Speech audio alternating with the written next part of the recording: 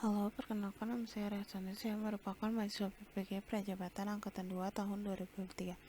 Saat ini saya akan membahas mengenai desa Jerusu yang lebih spesifik pada problematika dan budaya maupun adat istiadat di desa Jerusu.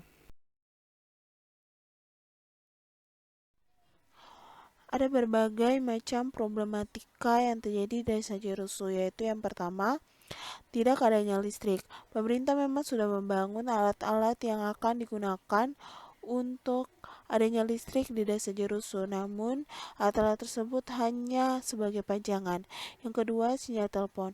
Sinyal telepon di desa Jerusu memang sudah ada, namun pada saat cuaca buruk, sinyal telepon pun akan sangat berpengaruh. Yang kedua, sinyal internet tidak ada. Hal ini dikarenakan sinyal internet yang diusung program-program yang diusung oleh pemerintah berkaitan dengan internet di desa-desa. Hal ini sudah ada, namun dalam penggunaannya itu masih belum secara maksimal, bahkan belum ada yang dapat digunakan.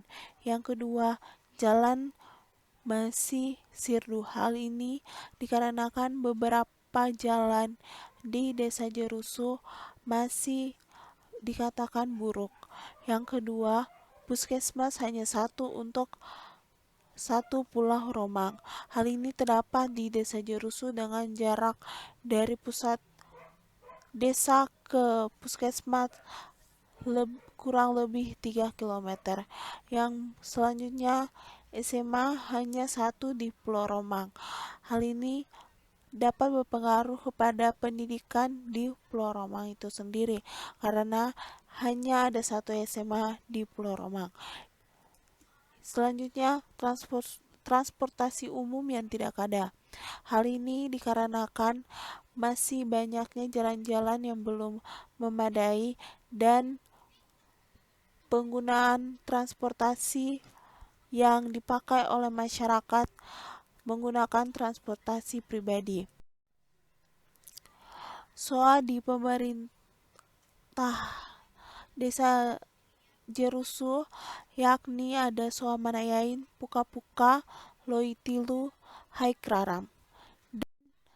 Ada 14 mata rumah yang biasa disebut dalam bahasa adatnya yaitu Kota Nana. Sanksi atau nyeti nyaru. Sanksi ini terbagi atas dua, yaitu pelanggaran berat dan pelanggaran ringan. Pelanggaran berat seperti pemerkosaan dan sebagainya, sedangkan pelanggaran ringan seperti salah berbicara dan sebagainya. Untuk pelanggaran berat memiliki sanksi yaitu membayarkan emas atau emas bulan yang akan diberikan korban tanpa dikembalikan. Emas bulan ini sudah ada di masing-masing mata rumah. Dan pelanggaran ringan, emas bulan dibayar tetapi akan dikembalikan, hanya digunakan sebagai simbol. Untuk pelanggaran berat dan pelanggaran ringan, untuk hal lain yang akan diberi yaitu seperti kain tenun. Yang kedua, akan adanya babi sebagai simbol untuk menebus dosa dan dilakukan pada mata rumah korban. Babi ini dimakan oleh semua yang hadir, baik pelaku maupun keluarga korban. Yang selanjutnya, adanya sopi sebagai simbol adat maupun hal-hal lain. Di desa Jerusu sendiri memiliki strata sosial, yakni strata yang pertama yaitu yang paling tinggi Marna, yang kedua Bur, yang ketiga yaitu Tam.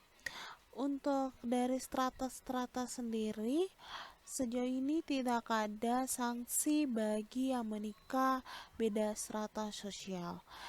Selanjutnya,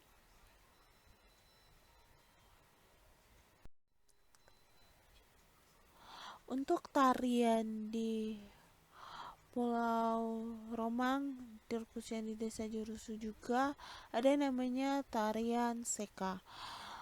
Umumnya tarian seka ini juga banyak di daerah-daerah lain, bukan saja di Pulau Romang.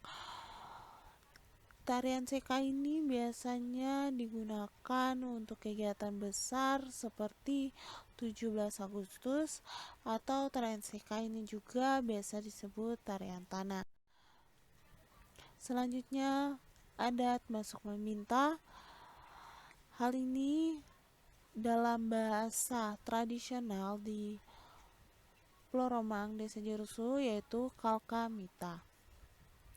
Nikah adat, yaitu dengan prosesinya sebagai berikut, yaitu mata rumah laki-laki pergi ke mata rumah perempuan dan akan menikah di mata rumah perempuan. Selanjutnya, untuk prosesinya juga akan dijelaskan secara terperinci, yaitu dari pihak laki-laki akan mengetuk pintu dari pihak perempuan. Setelah itu pihak laki-laki akan bicara. Setelah pihak perempuan berbicara, bila terjadi kesepakatan, akan dilakukan penyiraman sopi dan akan diminum bersama. Selanjutnya, untuk marga anak otomatis akan masuk marga ayah, tapi juga bisa masuk marga ibu, tergantung kesepakatan kedua keluarga. Sekian dari saya dan terima kasih.